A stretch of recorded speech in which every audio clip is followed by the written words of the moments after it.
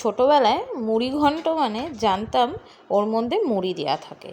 মাকে জিজ্ঞেস করতাম, মা এর মধ্যে মুড়ি কোথায়, কই মুড়ি তো দেখা যাচ্ছে না। পরে একদিন মাকে রেসিপিটা রান্না করতে দেখে তখন জানলাম যে এইটা মুড়ি ঘন্টর রেসিপি। তাই আজকে রান্না করব রুই মাছের মাথা আর গোবিন্দভোগ চাল দিয়ে মুড়ি ঘন্টর রেসিপি। চলো রান্নাঘরের দিক যাওয়া যায়। মাছগুনিকে ধুয়ে পরিষ্কার করে নুন হলুদ মাখিয়ে তেল গরম করে মাছগুনিকে কিন্তু ভাজার জন্য কড়াতে দিয়ে দিয়েছি। এক পিঠ ভাজাও হয়ে গেছে, এবার আমি এগুনিকে উল্টে দেবো। পরপর আরও যে মাছগুনি আছে ওগুনিকেও আমি ভালো করে এপিট ওপিট করে লাল করে ভেজে নেব। মিঠুর রান্নাঘরে তোমাদের সকলকে স্বাগত। মাছের মাথাগুনি আমার প্রত্যেকটা ভাজা হয়ে গেছে, এবার এগুলিকে তুলে রেখে দেবো। আর ওই তেলের মধ্যেই ডুমো ডুমো করে কেটে রাখা আলুগুনি ভেজে নেব ভালো করে।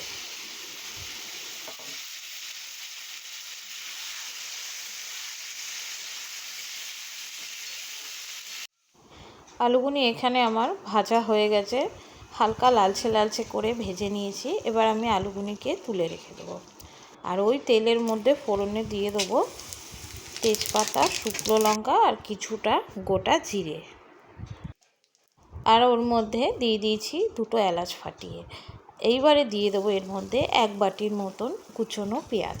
পেঁয়াজটা দিয়ে ভালো করে নাড়াচাড়া করে ভেজে নেবো পেঁয়াজটাকে।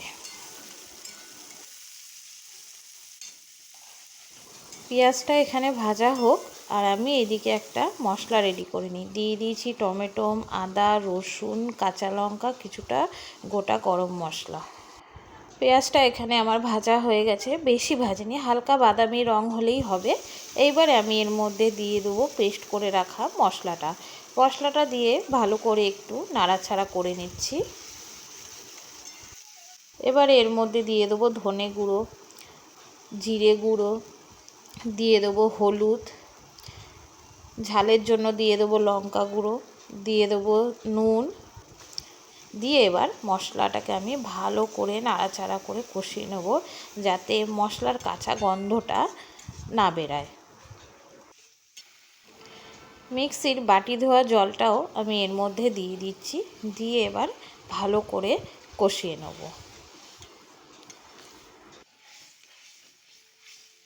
তোমাদের সাথে গল্প করতে করতে দেখো এদিকে আমার মশলাটা ভালো মতন কষানো হয়ে গেছে। এবার আমি এর মধ্যে ভেজে রাখা মাছের মাথাগুনি সব দিয়ে দেবো, দিয়ে ভালো করে খুন্তির সাহায্যে মাছের মাথাগুনি ভেঙে কষিয়ে নেব। তোমরা চাইলে কোনো বাটির মধ্যে রেখেও ভাঙতে পারো, আবার এরকমভাবে কড়ার মধ্যে দিয়েও খুন্তির সাহায্যে ভেঙে নিতে পারো।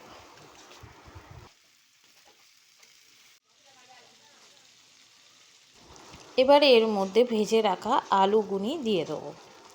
আলুগুনি দিয়ে ভালো করে নাড়াচাড়া করে মশলার সাথে আরও একবার কষিয়ে নেব। আলু আর মাছের মাথা এখানে আমার ভালো মতন কষানো হয়ে গেছে। এইবারে এর মধ্যে দিয়ে দেবো ভিজিয়ে রাখা কিছুটা গোবিন্দভোগ চাল। বেশি গোবিন্দভোগ চাল ব্যবহার করব না, কেননা তাহলে ফেনা ভাত হয়ে যাবে। আমি এতে 50 গ্রামের মতন চাল ব্যবহার করেছি। এইবারে এই চালের সাথে ভালো করে একসাথে মশলাটাকে বেশ করে কষিয়ে নেব। এই চালটা দেওয়ার পরে মশলার সাথে যত কষাচ্ছি এত সুন্দর একটা গন্ধ বেরিয়েছে যে বলার মতন না। সব কিছু খুব ভালো করে আমার এখানে কষানো হয়ে গেছে। এবারে আমি এর মধ্যে দিয়ে দেবো পরিমাণ মতন জল। আমি কিন্তু এর মধ্যে ঠান্ডা জল ব্যবহার করিনি, আমি হালকা উষ্ণ গরম জল দিয়েছি, তাহলে তরকারির টেস্টটা কিন্তু দ্বিগুণ বেড়ে যায়। ভালো মতন নাড়াচাড়া করে আমি এই আলু চাল সব একসাথে সেদ্ধ হওয়ার জন্য রেখে দিলাম।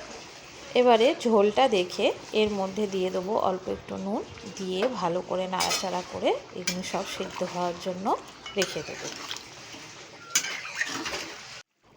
মুড়ি ঘন্টটা কিন্তু আমাদের রেডি হয়ে গেছে। এখানে আলু চাল সব কিছুই ভালো মতন সেদ্ধ হয়ে গেছে। আমি একবার ভালো করে নাড়াচাড়া করে নিচ্ছি।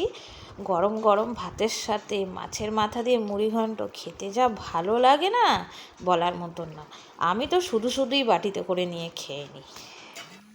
মুড়িঘণ্টর এই রেসিপিটা তোমাদের যদি ভালো লেগে থাকে তাহলে আমাকে কিন্তু জানাতে ভুলো না। আজ আসি তাহলে, কেমন? টাটা।